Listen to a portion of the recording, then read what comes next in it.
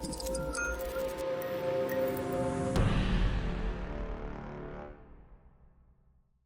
الله الرحمن الرحیم. از سری گفتگوهای اختصاصی مسکن نیوز امروز در خدمت جناب آقای مهندس ایمان خدابخش هستیم. گفتگو میکنیم با ایشون در مورد مشاورین املاک و وضعیت فعلی و این ترند موضوع مشاورین املاک در کشورهای دیگه. جناب آقای مهندس خدابخش، خوش اومدید به این برنامه. یک معرفی و یک بیوگرافی از خودتون ما داشته باشیم. سلام و درود خدمت همه بینندگان مسکن نیوز. ایمان خدابخش هستم، مدیر عامل پلتفرم آقای املاک، کارشناس حرفه‌ای املاک و مستقلات. در خدمتتون. خیلی ممنون که این برنامه رو تشریف آوردین. آقای خدابخش، سوالی که ما در ابتدا از شما داریم این هستش که الان وضعیت مشاورین املاک در بقیه کشورها و اون به قولی کشورهایی که پیشرو هستن توی صنعت املاک مستقل به چه شکلیه؟ اینو میشه برای بینندگان ما توضیح بدین؟ ببینید، خارج از ایران وضعیت مشاورین املاک و آژانس‌های املاک کاملا متفاوته. میتونم بگم تو صنعت املاک در خارج از ایران بازیگرانی داره که اصلا در ایران وجود نداره. برای مثال خارج از ایران تعداد آژانس هایی که فرانچایز شده هستن، یعنی به صورت سیستمی و شرکتی فعالیت میکنن، و آژانس املاک هایی که تحت یک پلتفرم فعالیت میکنن حدود 70% کل آژانس های املاکه. ولی این آمار در ایران، یعنی آژانس هایی که شعب دارن و حالا تعدادی از نمایندگی دارن، عددش فکر میکنم حدود زیر 4%، که تعدادش خیلی کمتر از آژانس های دیگه ای هستش که به صورت نو. میتونم به جرئت بگم که در ایران صنف املاک به صورت خیلی سنتی داره اجرا میشه. خب اگه میشه به صورت کوتاه این مفهوم فرانچایز یا اون بحث آژانس‌های زنجیره‌ای رو توضیح بدین؟ درسته. ببینید، مجموعی از شرکت ها هستن یا پلتفرم ها هستن که یک تعداد از آژانس های املاک رو تحت پوشش قرار میدن و اون آژانس ها باید طبق منشور اون شرکت عمل کنن و خارج از اون منشور اون شرکت نمیتونن عمل کنن و تماما طبق یک ضوابط و قوانینی در اون بازار فعالیت میکنن. خب این چه مزایایی بر مردم میتونه داشته باشه؟ ببینید، خدمات خیلی گسترده‌تر، خدمات خیلی بیشتر، خدمات پس از فروش برای مردم که به شدت مفیده، چون اینا وقتی که دامنه گستردگی فعالیتشون خیلی بزرگتر میشه. برای مثلا شما فرض بگیرید میخواین خارج از ایران خرید کنین، در داخل ایران منطقه شمیرانات یه آژانس املاکی رو میشناسین که این آژانس املاک بالغ بر مثلا 100 تا شعبه دیگه به هم دیگه متصلن، تمام استان‌های شمالی، استان‌های جنوبی، مشهد، اصفهان. خب قاعدتا هر کجایی از ایران که بخواید سرمایه گذاری بکنین با همون شعب مراجعه میکنین و یه بیوگرافی دارین دیگه. باشگاه مشتریان، اونها یه باشگاه مشتریان دارن که شما عضو اون باشگاه مشتریانین و به شما خدمات ویژه میدن. یه چیزی که الان ما در مورد تجربیات جهانی در مورد صنعت املاک می‌بینیم اینه که مشاور املاک و دفتر املاک اینا هویت‌های مستقل و تعریف شده‌ای دارن. اینو میشه یکم بیشتر توضیح بدین؟ درسته. ببینید، خارج از ایران خود آژانس املاک یا همون ایجنت باید بره مجوزات مختص به خودش رو بگیره و مشاور املاک هم که حتی بخواد بره تو هر آژانسی یا هر ایجنتی یا هر شرکتی فعالیت کنه باید بره خودش مجوزات مختص به خودش رو بگیره. یعنی خودش یه کارت شناسایی داره، یه مدرکی داره. میگه آقا من مثلا بر حسب مثال مدرک کلر ویلیامز رو دارم، مدرک ریمکس رو دارم و این میشه جزء رزومش. متاسفانه ما در ایران مشاورین املاک فصلی رو داریم. یعنی چی؟ یعنی که هیچ کجای دنیا شما اینجوری این تعداد اینقدر تعداد بالایی هم نیستن. اگه درصدی مشاور املاک فصلی باشه مثلا درصدش 2%، 1%، ولی تو ایران شاید 40% مشاورین املاک که باعث شده تراخوش با هم دیگه بسوزن. یعنی مشاورین املاک حرفه‌ای با مشاورین املاک غیر حرفه‌ای که حتی این شغل به عنوان شغل خودشون انتخاب نکردن و در مدت زمان خیلی کوتاهی میخوان در این شغل فعالیت کنن، دارن این مشاورین املاک حرفه‌ای رو بدنام میکنن. برای همینم که شغل املاک در ایران متاسفانه جزء شغل‌های بدنام به حساب میاد. جانم، این در مورد آمار میشه صحبت بکنید؟ توی شهر تهران الان ما چقدر دفتر املاک و چقدر مشاور املاک داریم که دارن فعالیت میکنن؟ درست. آمار رسمی و آژانس‌های املاکی که مجوز دارن در شهر تهران حدود 11,000 تاست، آخرین آماری که من داشتم، و در شمیرانات حدود 2,000 خورده‌ای، که سرجم در تهران و شمیرانات ما حدود 14,000 تا آژانس املاک مجوزدار داریم. حالا یه تعدادی هم هستن که غیر مجوزدار، بله، ولی بدون مجوز دارن فعالیت میکنن. بله. خب حالا چقدر مشاور املاک حدوداً تو اینا دارن فعالیت میکنن؟ اگه حداقل بگیم در هر آژانسی حدود حداقل بین 5 تا 10 تا مشاور املاک فعالیت کنن، حدود ما 140,000 تا 200,000 تا مشاور املاک داریم. تو تهران یا کل کشور شما؟ به نظر من در تهران. دیگه هر آژانسی حداقل 5 تا خودش مشاور همین املاک محل داره. سواله دیگه. یعنی ما الان اطلاعات دقیقی نداریم که چقدر ایجنت توی بازار، چقدر بازیگر به عنوان مش املاک داریم توی بازار. این به نظر شما یکی از ضعف‌های اتحادیه نیستش؟ میتونه از ضعف‌های اتحادیه باشه. البته در گذشته اتحادیه اقداماتی در این حوزه انجام داده که بتونه مشاورین املاک رو احراز کنه.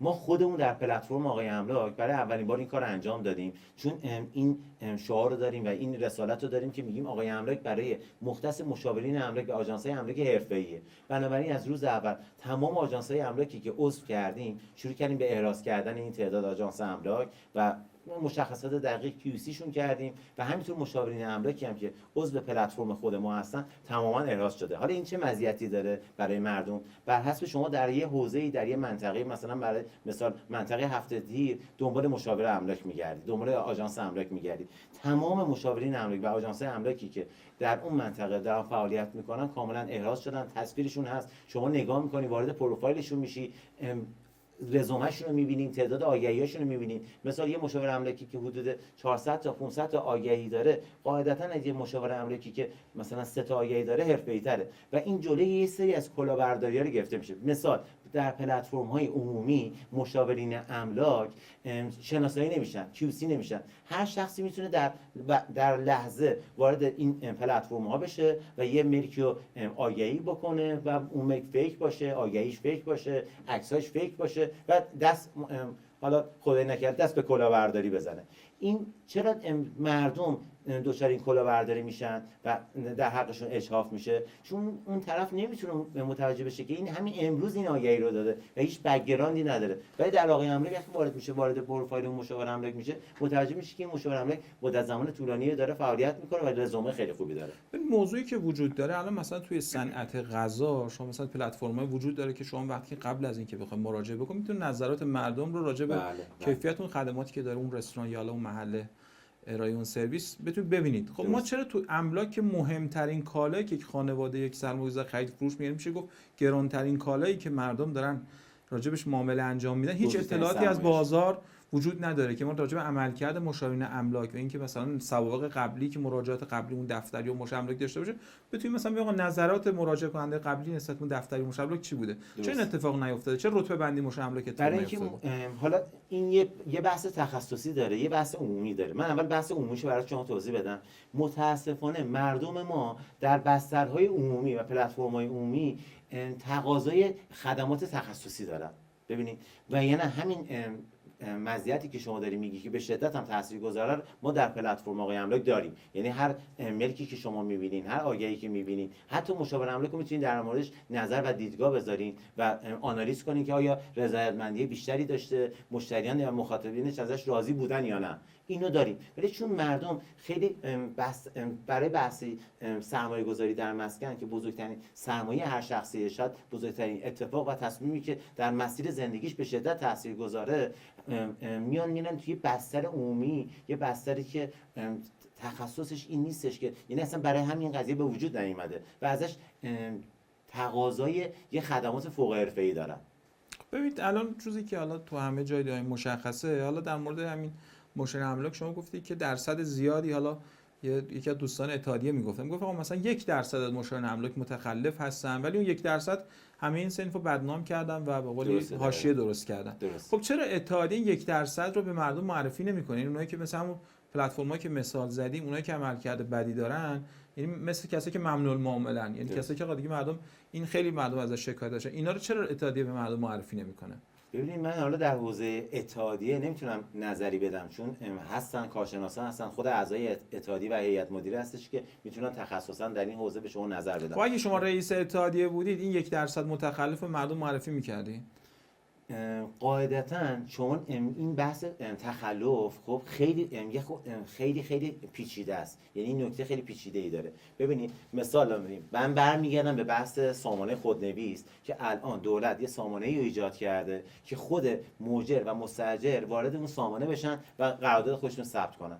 تجربه 20 ساله من در آژانس املاک اینو میگه که خیلی از اختلافات، خیلی از حتی کلاهبرداری ها مربوط به طرفینه. دیوار آژانس املاک از همه کوتاه‌تره. ببینید اگه مؤجر بتونه با رقم بالاتری ملکش اجاره بده، بتونه حالا هر چقدر میخواد امتیاز بگیره یا همینطور مستاجر، اگه خوب بشه خودشه. اگه هر اتفاقی به وجود بیاد، ببینید یه مثال ساده میگم، یه مؤجر اگه بیاد یه مستاجر خیلی خوب ملکش اجاره بده، قاعدتا میگه خودم اجاره دادم، همچین مستاجری انتخاب کردم. ولی اگه یه مستاجر حالا خدایی نکرده کلاهبردار به پستش بخوره، 100% مقصر آژانس املاکه. یعنی خیلی موقع‌ها از نوع زاویه رو به موضوع نگاه عوض کنی، می‌بینیم که برای مثال هیچ مشاور املاکی از نظر من روی قیمت گذاری ملک تاثیرگذار نیست. اصلا نمیتونه، شما هیچ مشاور نمیتونه بیاد به مالک بگه که آقا قیمت ملک تو اینجوری بذار. اصلا مالک‌ها قبول نمیکنن. مالک‌ها دستوری آقا این قیمتو بذار رو ملک من در مورد مشاور املاک حرفه‌ای دارم صحبت میکنم. مشاور املاک آماتور یا مشاور املاک غیر حرفه‌ای یا مشاور املاک که حالا میاد یه تخلفی انجام میده، اون یه درصد است، اون 99% است. من میگم شما نمیتونی به خاطر اون 1% اون 99% رو از بین ببری. و یه نکته دیگه ای که هستش، ببینید شما یه سری مسائل هستش که به صورت خیلی حرفه‌ای داره تو دنیا اتفاق میفته. یعنی شما هیچ جای دنیا آژانس املاک یا مشاور املاک حذف نشده، پس شما نمیتونی این مشاور املاک رو حذفش کنی. باید یه مسیر درست و اصولی که بقیه اون مسیر رو رفتن. من میگم بعضی موقع حتی نیاز به یه حرکت نوآورانه نیست. شما اگه یه کپی خوب انجام بدی 100% موفق میشید. آقای خدابخش، شما فهمیدین که تأثیری ندارن تعداد زیاد مشاور املاک رو، این که مثلا شما بالاخره این مشاور املاک، این آگهی که در اتفاق میفته، اینا به مالکین زنگ میزنن، بالاخره رو فایل کار میکنن. این که روی فایل یه نفر کار بکنه با اینکه 10 نفر کار بکنه به نظر شما تأثیری نداره؟ با ادله خیلی جاها من دیدم مصاحبه مختلف انجام میشه در این مورد که آقا تعداد مشاورین املاک روی این قضیه، من با ادله و با یه منطق خیلی منطقی به شما ثابت میکنم که این مشاورین املاک تو این قضیه تقصیر ندارن. حتی تعداد مشاورین املاک هم تو این به ربطی به نداره. حالا خیلی بیکارن، هر کی برشکسته میشه، هر کی حالا سرمایه‌ای نداره یا میخواد بیاد یه شغلی بزنه، میاد وارد شغل آژانس املاک میشه، میره مجوز میگیره و یه آژانس میزنه. حتی مجوزا رو دارم میگم که تعداد خیلی زیادی هستن اصلا حتی مجوز هم نمیگیرن و خیلی از مشاورین املاک حرفه‌ای دارن از سمت اونا لطمه میخورن. ببینید تو همه جای دنیا من با یه مثال میخوام منظور خودمو بگم، تو خیلی از جاها، خیلی از همایش‌ها اینو مطرح کردم و همه باهاش موافق بودن. و میشه وکیل قاتل مقتول یه نفر باشه؟ نه. وقتی که مشاور املاک فروشنده و خریدار یک نفره، خب 100% کلی اختلافات و مشکلات به وجود میاد. میشه که 10 نفر روی ملک کار کنن؟ کجای دنیا 10 تا آژانس املاک یا 10 تا مشاور املاک میتونن روی ملک کار کنن؟ نداشتن قانون درست باعث این هرج و مرج شده، باعث این بیقانونی شده. این که اونها میتونن اجازه دارن رو 10 تا آژانس املاک یا 10 تا مشاور 100 تا مشاور املاک روی ملک کار کنن، مقصر اونها نیستن، مقصر نداشتن قانونه. خب این قانون و اتحادیه باید قانون شما میذارین، دولت میذاره، خب اتحادیه میذاره، آژانس املاک تو وضع قانون که تأثیری نداره که این مشکلات الان شما هر چی بهش بگی باید بره اجرا کنه. این الان مشکلات آقای خدا شما الان وجود داره. چرا اتحادیه برای اصلاح قوانین کاری انجام نمیده؟ تو بازار به ثابت کنم، تو بازار 100 تا آژانس املاک روی ملک کار میکنن، 9 تا ملک دیگه یه دونه آژانس املاک هم روش کار نمیکنه به خاطر نداشتن قانون. شما مالک رو موظف کن، بگو آقا باید بری مثل همه جای دنیا. اونجایی که گفتم آقا ما اگه بیایم هیچ کار نوآورانه انجام ندیم و فقط خوب کپی کنیم موفق میشیم، خب جواب درست میگیم. شما یه مالک رو موظف کن، بگو آقا اجازه نداری ملک تو به سطح آژانس املاک بسپری. خب این کی باید مکلف بکنه؟ کی باید مثلا به مالک هر جایی که مسئولشه، هر جایی که مسئولشه، اگه دولت، اگه اتحادیه است، هر جایی که مسئولشه. من دارم میگم آقا با بعضی 4 تا قانون درست میتونه یه سیستم درستی ایجاد کنین که نتیجه درستی بگیرید. خب همین پیشنهادی که الان شما دادی، یعنی اگه قرار باشه که هر مالک و هر خریدار و مشتری به یک مشاور املاک وصل بشه، شما همین عدد رو در نظر بگیرین. درست. ما 3000 تا معامله انجام دادیم. درسته. یعنی از اون 100,000 نفر با فرض اینکه این دو تا طرف داشته باشیم معامله میشه 6000 نفر، یعنی 3000 نفر صاحب مشتری و به قولی خریدار بودن، 3000 نفر اون کسی که مالک و فروشنده بودن. یعنی نهایتا این عدد و ما تو بحث همین معاملات تهران 6000 نفر میتونن کاسبی بکنن از این 100000 نفر. خب این نشون میده که تعداد زیادی ما الان املاک از این زاویه بهش نگاه کن. شما گفتی 14000 تا آژانس املاک داریم که 3000 تا معامله در ما داریم. همین الان با این قانون این 14000 تا 6000 تا دخیل شدن تو این 3000 تا. نه ببین اون دفتر املاک حالا ما یعنی گفتیم مشاور املاک عددش 100000 تاست دیگه. اصلا ببینید شما اصلا اون عدده حالا من میخوام از حرف خود شما میخوام وام بگیرم. ببینید شما گفتی 14000 تا آژانس املاک داریم که کلا 3000 تا معامله داره انجام میشه. با همین وضع قانون که آقا مشتری یا مؤجر یا مستاجر، فروشنده یا خریدار، هر کدوم باید یک آژانس رو انتخاب کنن، یک مشاور املاک انتخاب کنن، 1 ماه 2 ماه 3 ماه بهش این مسئولیت رو بده که آقا برای من این خرید رو انجام بده یا برای این ملک رو برای من بفروش. در واقع 3000 تا آژانس املاک طرف فروشنده، 3000 تا آژانس املاک طرف خریدارن و یک کار هر کدوم از سمت طرف خودشون دفاع میکنن و سعی میکنن ببینیم مدارک رو چک میکنن، شرایط رو چک میکنن و تو مثالی که اونجا به شما گفتم میشه وکیل قاتل مقتول یه نفر باشه، خب 3000 تا وکیل فروشندن، 3000 تا هم وکیل خریدارن. معاملات خیلی بهتر میشه، تعداد شکایت ها خیلی میاد پایین، اختلافات خیلی کمتر میشه.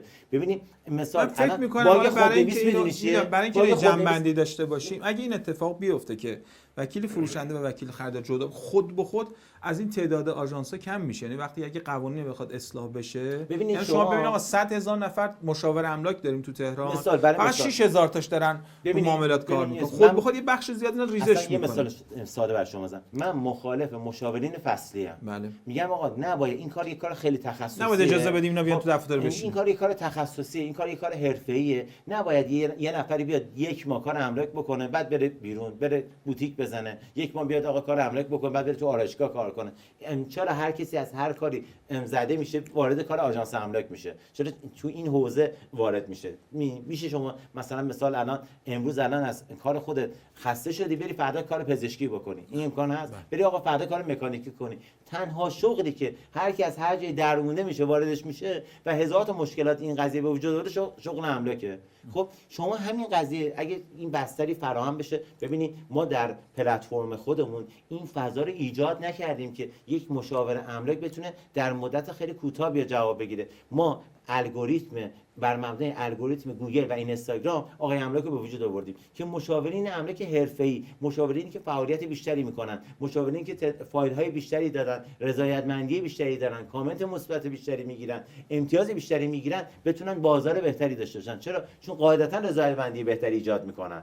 درسته؟ مشتری ما از پلتفرم ما رضایت بیشتری پیدا میکنه، کلاهبرداریش کمتر میشه، اختلافاتش بیشتر میشه. شما چرا باید یه ملک چرا اصلا باید ملک با عکس فیک آگهی شه؟ فکر میکنید چرا مشاورین املاک ملک‌های خودشون رو با عکس فیک؟ من با یه قانون اینو حلش کردم. من الان با همین نکته که به شما گفتم اجازه ندین وکیل قاتل و مقتول، این مثال خوب نیستا، میتونم بگم آقا اصلا همین اجازه ندین وکیل مؤجر و مستاجر یا وکیل فروشنده خریدار 1 نفر باشه، خیلی از این اختلافاتی که همین الان به وجود اومده از بین میره. برای مثال یکی از بزرگترین باگ های بحث های آگهی اینه که آگهی ها فیکن.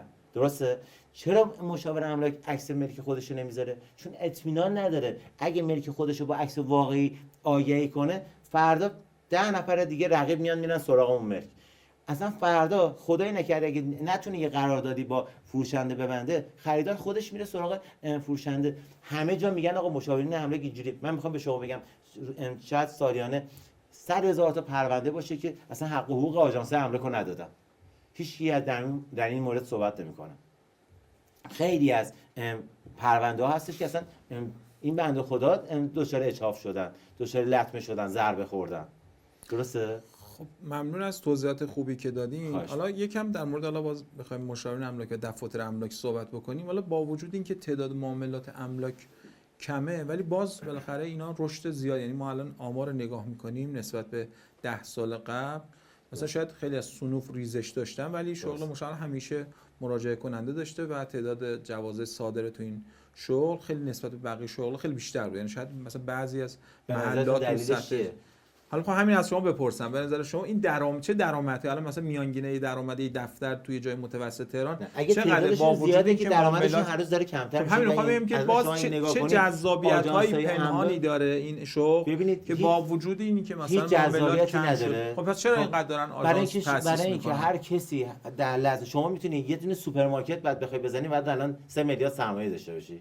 هر شغلی که الان در نظر داشته باشی باید یه مبلغ قابل توجهی سرمایه داشته خب باشی. ببین نکته خوبی اشاره کردید. الان شما الان می‌خوایم یک صرافی بخوایم بزنیم که عدد قابل توجهی 100 میلیارد یا باید خب چرا ما در مورد املاک این کار انجام نمیدیم؟ یعنی وقتی مردم می‌خوان راجع به یک دارایی بزرگترین دارایی خانواده یا شاید چند خانواده بخواد، چرا اینقدر راحت شده گرفتن آژانس مجوز که هر کسی میتونه بدون اینکه سرمایه داشته باشه وارد بشه و این تخلفات توی حوزه املاک به وجود بیاد؟ مجوز تو همه جای دنیا خیلی ساده، شما ظرف 24 ساعت میتونی مجوز بگیری. اتفاقا گرفتن مجوز تو در ایران از همه جای دنیا سخت تره. شما باید هفت‌خوان رستمو بگذرونی، الان شاید مجوز مسکن بخواید بگیری حداقل 6 ماه زمان میبره، ولی تو کشورهای دیگه، حتی کشورهای همسایه ایران، شما اگه بخوای مجوز املاک بگیری خیلی سریع میتونی مجوز رو بگیری. ببین گرفتن مجوز برای هر شغلی به نظر من باید خیلی ساده باشه و الان هم ما بسترمون خیلی سنتیه، شما باید خیلی آنلاین و خیلی سریع بتونی حالا مدارکتو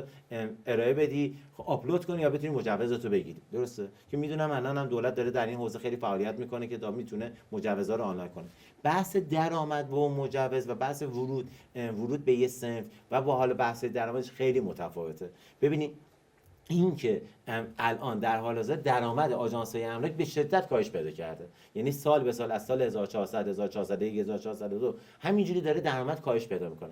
نکته دیگه هستش که مالیاتشون هم داره افزایش پیدا میکنه، هزینه هاشون چندین برابر شده و این محاسبات اصلا محاسبات حتی دولت بر مبنای درآمد مشاورین املاک کاملا غلطه با آژانس. ولی یه نکته است که مشاورین املاک و آژانس املاک شما یکیش می‌کنی، اینا دو تا مقوله جداست. مثل همون داستان اینه که گفتم آقا مثلا کاش مشاور املاک فروشنده باید با مشاور املاک خریدار متفاوت باشه و این دوتا در حوزه منافع طرفین خودشون با هم دیگه مذاکره کنن و به یه نتیجه برسن. دقیقاً آژانس‌های املاک رو با مشاورین املاک شما نباید یکی کنی. ببینیم یه آژانس املاک یه قرارداد که بسته میشه از 100% مبلغ کمیسیونی که دریافت میکنه 40% تا 60% رو داره به مشاور املاک پرداخت میکنه، 10% رو داره به مدیر قرارداد پرداخت میکنه، 5% رو داره به سرپرست پرداخت میکنه. ولی محاسبات دولت برای سود آژانس املاک بر مبنای 37%. در صورتی که اگه شما اینو کسرش انجام بدی یه عدد باقی مانده یه عدد دیگه ایه. متوجه هستین؟ خب من میگم همه اینا بر مبنای محاسبات غلطه، یعنی محاسبات غلطی که انجام میشه یه نتیجه غلطی خب با وجود همه این توضیحات که شما دادید همچنان این شغل جذابه و تعداد زیادی میان درخواست میدن که میخوان دفاتر املاک رو، یعنی شاید این توضیحات شما خوب بود و کامل بود ولی باز اون سوال ما رو جواب نداد که این چه درآمدی داره، آیا به جز بحث کمیسیون این شغل درآمدهای دیگه ای داره؟ نه بحثش که درآمد دیگه ای نداره ولی جذابیتش به خاطر اینکه این شغل، من خودم عاشق این شغلم، به نظر من این شغل فوق‌العاده‌ایه. ولی این شغل شما تو هیچ جای دنیا، ببینید من همون بحث قانونی که بهش میگم وارد شدن به این شغل در کشورهای دیگه، شما تو کشورهای دیگه مثلا ترکیه هر کسی خیلی راحت وارد این شغل نمیشه، چون یه شغلی که نیاز به روابط اجتماعی خیلی خوب داره، مذاکره کننده خیلی خوبی باید باشی، متقاعد کننده خیلی خوبی باشی. شما تو ایران شغل مشاور املاک اصلا اشتباه دارن انجام میدن. اصلا 90% مشاور املاک نیستن. مشاور املاک اسمش روشه، آقا مشاور املاک همه فروشندن. شما مشاور املاک در میاد تو زاویه فروشنده قرار میگیره تو میل، در صورتی که واقعیت موضوع این نیست. مشاور املاک باید قدرت آنالیز داشته باشه، منطقه رو، لوکیشن رو خیلی خوب بشناسه، متریال رو خیلی خوب بشناسه، ملک رو خیلی خوب بشناسه، بتونه برای مشتری باز کنه که آقا چرا این ملک رو بخری، چرا این ملک رو نخری. چند تا از مشاور املاک شما میشناسی که این قدرت آنالیز و این قدرت کارشناسی رو دارن؟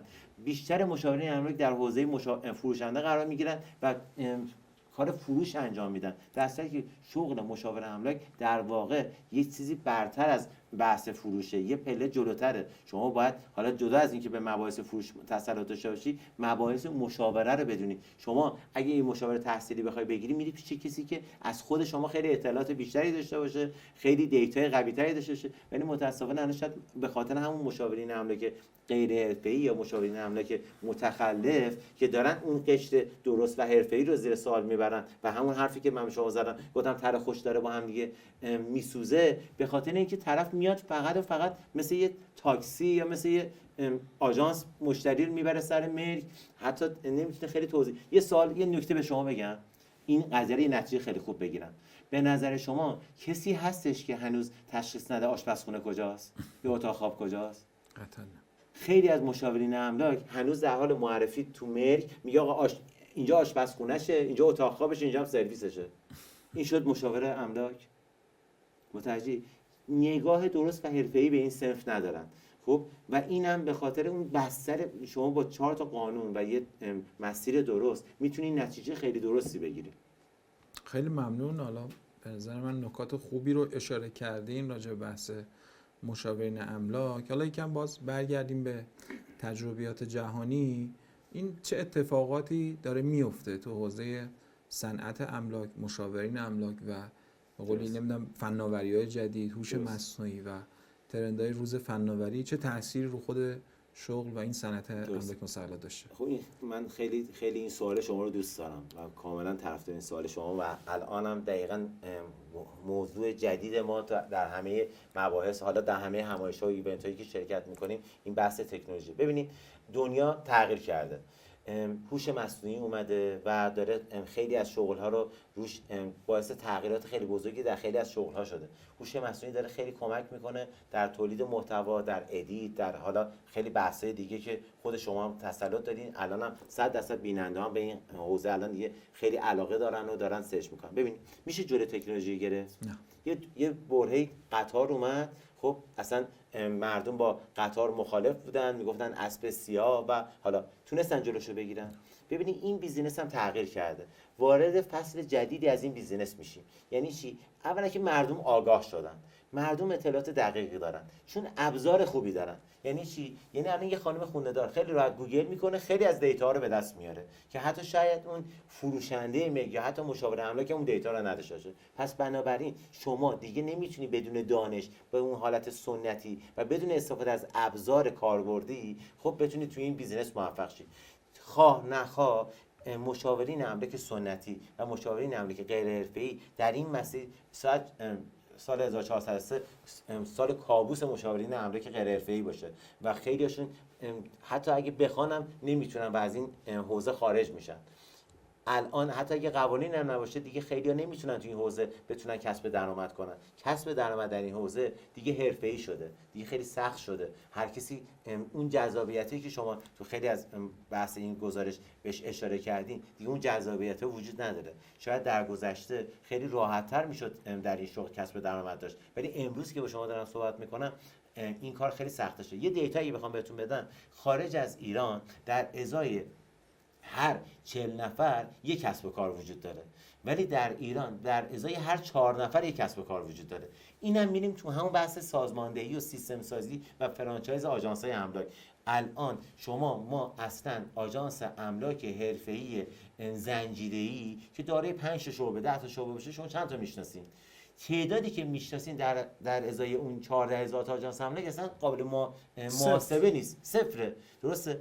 در صورتی که اگه هر چقدر این آژانس‌ها به صورت شبکه‌ای و زنجیره با هم دیگه فعالیت کنن، خدماتشون حرفه‌ای‌تر میشه و رضایتمندی مردم به شدت بیشتر میشه، نظارتش هم به شدت راحت‌تر میشه. یه سوالی که ما از شما داشت، حالا شاید بینندگان این برنامه هم بخوان بدونن جوابشه، این مافیای مسکن کیه یا کیا چه کسانی هستن که رو بحث مسکن و حتی نقش بانک‌ها رو بحث قیمت سازی مسکن، خرید و بالا بردن قیمت مسکن، اینو شما مافیای مسکن رو کی میدونید اصلا تو بازار؟ به نظر من مافیای مسکن کسایی هستن که املاک بیشتری دارن. شما برین خیلی راحت، حتی اینم قابل اندازه‌گیری نیستا. یعنی شما الان نمیتونی تو ایران محاسبه کنی ببینی آقا مثلا شهرداری چقدر املاک داره، بانک ملی چقدر املاک داره، بانک ملت چقدر املاک داره. اگر اینها همه قابل محاسبه باشه، شما ناخودآگاه مافیای مسکن رو متوجهش میشید. معلومه، مشخصه، ادارات یا نهادها یا ارگان‌ها یا بانک‌هایی که املاک بیشتری دارن قاعدتاً خب اینو مافیای میشه کم مسکنن. بیشتر توضیح؟ بانک‌ها چطوری با مشابه املاک کار میکنن؟ بانک‌ها چجوری با مشابه املاک کار میکنن؟ ببینید یه نکته که هستش، اصلا کلا بانک‌ها خب به هیچ وجه نباید بیان تو بحث بنگاه‌داری. خب الان خیلی از بانک‌ها خیلی تعداد املاکشون به شدت بیشتره و این نکته بگم، بانک‌ها معمولا با مشابه املاک کار نمی‌کنن، چون خودشون همشون یه قسمت املاک دارن. خیلی از ارگان‌های بزرگ که اتفاقا املاک زیادی هم دارن، دفتر فروش دارن و اصلا یه قسمتی تو خود سیستمشون دارن که قسمت املاکه و یه سری افراد دارن رو اون قضیه کار میکنن که اینا عموما مجوز هم ندارن، یعنی از اتحادیه مجوز ندارن، اصلا نیاز به مجوز ندارن، کار خودشون دارن انجام میدن. یه موضوعی که حالا شاید دغدغه خود دولت هم باشه، بحث قیمت‌گذاری املاک و بحث کارشناسی قیمت هستش. این تجربیاتی که تو دنیا وجود داره، اینکه ما بتونیم رو بحث بازار یک مکانیزم هوشمند قیمت‌گذاری داشته باشیم، این چه اتفاقی باید توی بازار بیفته؟ ببینید متاسفانه در ایران هیچ مکانیزمی برای قیمت‌گذاری وجود نداره و یکی از بزرگترین علت‌های اون افزایش قیمت مسکن دقیقاً اینه. ببینید افرادی که املاک دارن خب میتونن خیلی راحت هر قیمتی که دوست دارن بر هر مبنایی که دوست دارن حالا اعلام کنن. یه مثال برای شما میزنم، کسی رو میشناسین که الان در حال حاضر در ایران بدون کارشناسی رنگ خودرو بخره؟ نه. هر کسی که دنبال خرید خودروه 100% یه خودرویی پسند میکنه، یه کارشناسی رنگ میگیره. در کشورهای دیگه هم در بحث معاملات ملکی نهادهایی هستن، ارگانهایی هستن یا سیستم‌هایی هستن که یه کارشناسی انجام میدن، حالا دولتی و خصوصی. در هر شما میتونی حتی خودت بری مثل همون کارشناسی ثبت دادگستری خودمون تقاضا بدی و اون ملک رو کارشناسی کنی. ما در پلتفرم آقای املاک موفق شدیم کارشناسی آنلاین قیمت با هوش مصنوعی آقای املاک رو ایجاد کنیم در مدل‌های مختلف. یعنی ما کارشناسی با مشاورین املاک رو داریم، ما کارشناسی با کارشناس دادگستری رو داریم، ما کارشناسی حقوقی با وکلا رو داریم، ما کارشناسی فنی با مهندسین نظام مهندسی رو داریم. انواع اقسام کارشناسی که یه شخصی میتونه نیاز بهش داشته باشه، کارشناسی با تور مجازی رو داریم، بحث‌های وی آر ای آر رو توش ایجاد کردیم و یک کارشناسی فوق‌العاده کامل که بتونه به شخص شما کمک کنه که یک خرید مناسب، سرمایه گذاری ایدئال و کم ریسک رو انجام بدین و در آقای املاک ایجاد کردیم که به نظر من باید هر شخصی اگه قصد سرمایه گذاری یا خرید ملک داره حتما از این کارشناسی استفاده کنه. حالا به عنوان سوال پایانی، به نظرتون الان مطالبه مشاور املاک چیه؟ ما یکم انتقادی صحبت کردیم از وضعیت مشاورین املاک. به نظر شما سمت مشاور املاک، هم مشاورین املاک هم صاحبین دفاتر املاک، الان چه مطالباتی وجود داره، چه نیازمندی دارن و اینا؟ ببینید ما چون خودمون حامی مشاورین املاک حرفه‌ای هستیم، باز تاکید میکنم مجموعه آقای املاک حامی مشاورین املاک حرفه‌ای هستن، تمام تلاش خودمون رو داریم میکنیم که این مشاورین حرفه‌ای رو احراز کنیم و یه بستری برای مردم ایجاد کنیم که بتونن در اون بستر مشاورین حرفه‌ای خودشون رو انتخاب کنن. با تلاشی که داریم انجام میدیم تمام مشاورین املاک و آژانس املاکی که در آقای املاک عضو هستن همه احراز شدن و داریم تلاش میکنیم که یه فیلتری انجام بدیم که هر روز این لیست با کیفیت تر بشه. خود مشاورین املاک چه مطالباتی دارن؟ یعنی واقعا نیازمندی و دغدغه‌های مشاورین املاک الان چیا هستش؟ ببینید الان یکی بحثی که مشاورین املاک دارن، در کشور ما ایران کمترین مبلغ کمیسیون برای ایرانه.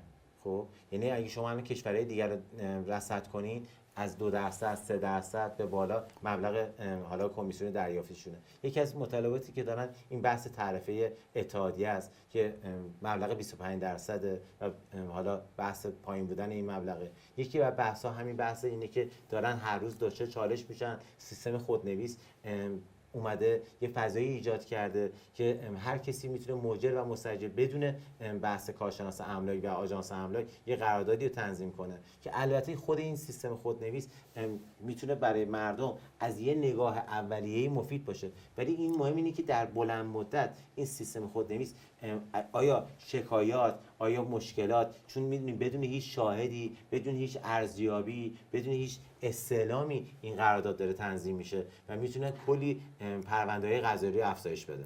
حالا شما اشاره کردید که تو خیلی از کشورها بعضن حالا کمیسیون‌های بالای مشاورین املاک دریافت می‌کنن. ما حالا بررسی که داشتیم این پروژه عموما برای بحث جذب سرمایه‌گذاری خارجی هستش، یعنی دولت یا حالا اون مکانیزمی که وجود داره یه سری پروژه‌ای تعریف کردن که اینا بتونن سرمایه خارجی رو وارد اون کشور بکنن و به ازای اون سرمایه جذب کمیسیون خوبی هم در اختیار مشاور املاک قرار میدن. به نظرشون از این فرصت چطور میشه تو ایران استفاده کرد؟ ببینید پروژه هایی که سرمایه‌گذاری خارجی بتونن در اون پروژه سرمایه‌گذاری کنن، یکی که تعریف نشده، یعنی فضایی نیستش که مشاورین املاک بدونن آقا این پروژه یه پروژه بین‌المللیه و هر شخصی از هر کجای دنیا میتونه بیاد تو این پروژه، اون فضایی که بتونه بیاد سرمایه‌گذاری کنه دیده شده و میتونه اون سرمایه‌گذاری انجام بده که اگه قطعاً دولت این پروژه ها رو معرفی کنه 100% مشاورین املاک استقبال میکنن و منافعشونه و تو این قضیه فعالیت میکنن.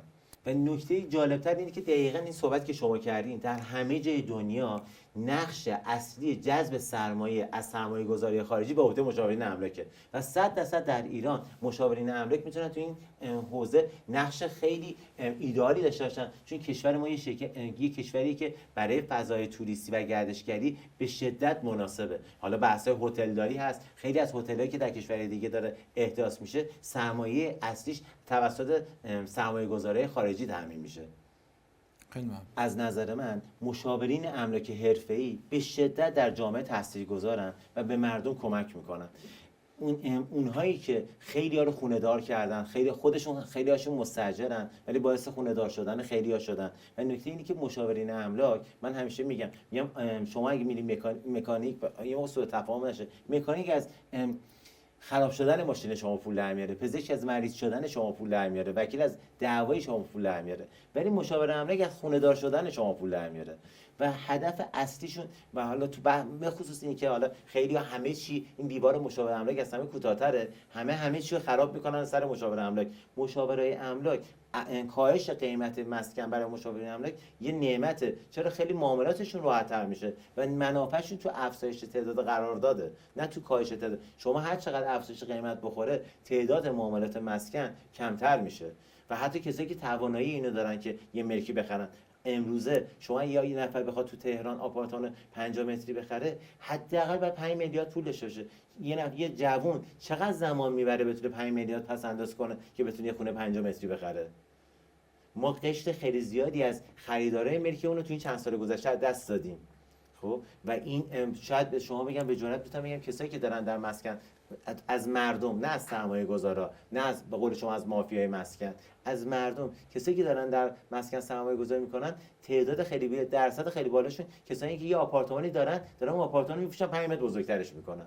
خونه اولیه تعدادشون خیلی کمتر شده، حتی الان وام مسکن هم کفاف نمیده که یه نفر بتونه صاحبخونه بشه و این مشکلات بزرگ مردم. حالا که حتی اگه این مشکلات حل بشه 100% مشاورین املاک هم کارشون رونق پیدا میکنن. مهندس ایلاتی عزیز، ببینید مشاورین املاک بزرگترین دغدغه‌شون تعداد معاملاته. اینقدر تو این سال تعداد معاملات کاهش پیدا کرده که خیلی از آژانس‌های املاک الان در صدد جمع کردن و بستنن و خیلی از مشاورین املاک از این حوزه خارج شدن. دلیلش چیه؟ ما دیگه اون لذت خونه دار کردن خونه اولیه رو نداریم. هیچ شخص خونه اولیه دیگه نمیتونه خونه بخره. ببین شما فرض بگی یه دانشجویی یا یه شخصی که تازه ازدواج کرده، یه داماد بخواد یه خونه 50 متری یه جای تهران بخره، حداقل باید 5 میلیارد سرمایه گذاشته باشه، سرمایه داشته باشه. چه کاری داره، چه شغلی داره، چه جوری میتونه 5 میلیارد سرمایه ایجاد کنه، یا اصلا چقدر وام داره میگیره. تمام معاملات ما، تعداد معاملات مشاورین املاک، من به نماینده مشاورین املاک حرفه‌ای تعداد معاملاتشون به شدت کاهش پیدا کرده، چون دیگه نمیتونن خونه اولیه رو خونه دار کنن و خیلی از معاملات اینه که یه شخص یه خونه 150 متری داره میخواد بکنه 155 متر، یه خونه 70 متری داره میخواد بکنه 75 متر، یه 5 متر 10 متر بتونن تو این اوضاع خونه‌شون رو بزرگتر کنن.